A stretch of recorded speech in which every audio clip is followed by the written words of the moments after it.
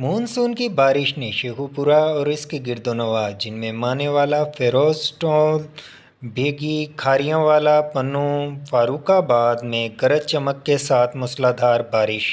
नशेबी इलाके पानी की जद में आ गए। गर्मी की शिद्दत तो टूट गई, लेकिन मौसम भी खुशगवार हो गया।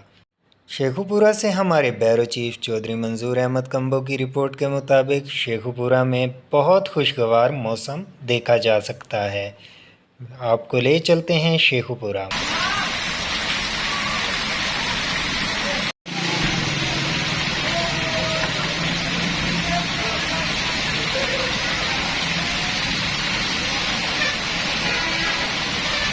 कैमरा टीम के साथ चौधरी मंजूर अहमद कंबो, JRFP शेखुपुरा।